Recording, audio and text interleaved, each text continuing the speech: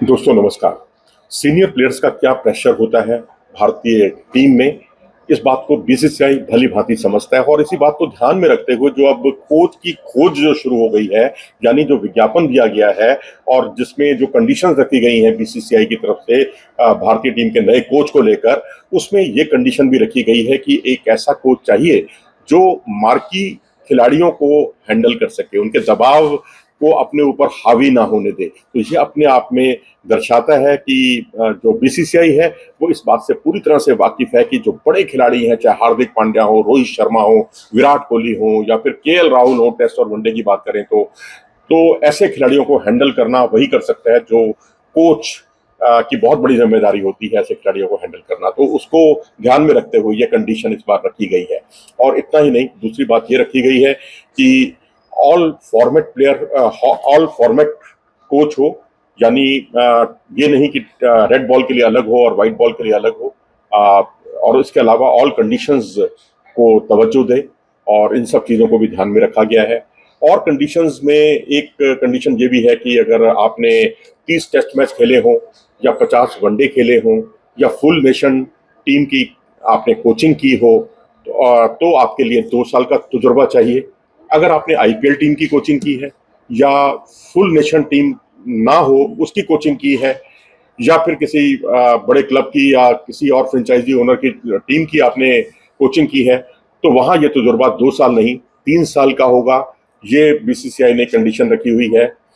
तो अब राहुल द्रविड़ के लिए भी अभी रास्ते खुले हैं कि वो चाहे तो भारतीय टीम की कोचिंग अभी दे सकते हैं कि उनका कार्यकाल जो है टी20 वर्ल्ड कप के बाद पूरा हो जाएगा और उसके बाद उन पर निर्भर करेगा। लेकिन सोर्सेज के हवाले से हमें पता चला है कि राहुल द्रविड़ की बिल्कुल भी इच्छुक नहीं है इस जिम्मेदारी को संभालने के लिए।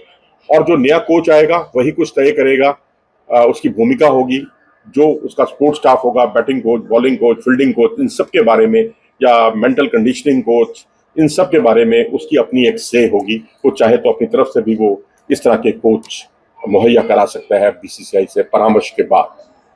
लेकिन अब यहाँ ऑल फॉर्मेट की बात कही गई है क्योंकि अब प्रचलन कुछ ऐसा चल गया है, दुनिया भर में शुरुआत हो गई है, चाहे वो पाकिस्तान ने की हो, चाहे न्यूजीलैंड ने की हो, चाहे इंग्लैंड ने की हो, कि आपका रेड बॉल का कोच अलग होगा और व्हाइट बॉल क्रिकेट का कोच अलग होगा। क्योंकि जिस तरह से आपने देखा गैरी कर्स्टन को पाकिस्तान क्रिकेट टीम ने अपना व्हाइट बॉल क्रिकेट का कोच बनाया है। ये वही कोच हैं जिन्होंने 2011 का वर्ल्ड कप जीतने वाली भारतीय क्रिकेट टीम के वो कोच हुआ करते थे। इसी तरह से जैसन गिलेस्पी को उन्होंने टेस्ट क्रिकेट का कोच बनाया है।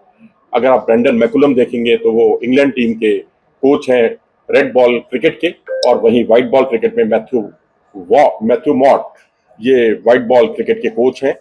इसी तरह से न्यूजीलैंड ने भी दोनों फॉर्मेट के लिए, यानी तीनों फॉर्मेट के लिए, व्हाइट बॉल अलग और रेड बॉल अलग, इनके लिए अलग अलग कोच की नियुक्ति की है। तो अब एक नया नाम आया है जस्टिन लैंगर का। जी हाँ, जस्टिन लैंगर, ये ऑस्ट्रेलिया के पूर्व सलामी बल्लेबाज। ये इनका परफॉर्मेंस अगर आप देखेंगे टेस्ट क्रिकेट का तो 105 टेस्ट मैच इन्होंने खेले हैं और तकरीबन 7,500 रन कुछ बनाए हैं, 7,500 से अधिक रन इन्होंने बनाए हैं। और वनडे क्रिकेट का भी उनका तजुर्बा है, व्हाइट बॉल क्रिकेट का भी, क्योंकि 2021 का टी20 वर्ल्ड कप याद कीजिए, जब जस्टिन लैंगर ऑस्ट्रेलियन टीम के कोच थे और ऑस्ट्रेलिया ने आईसीसी टी20 वर्ल्ड कप की चमचमाती ट्रॉफी उठाई थी उनके कार्यकाल में, उनकी देखरेख में।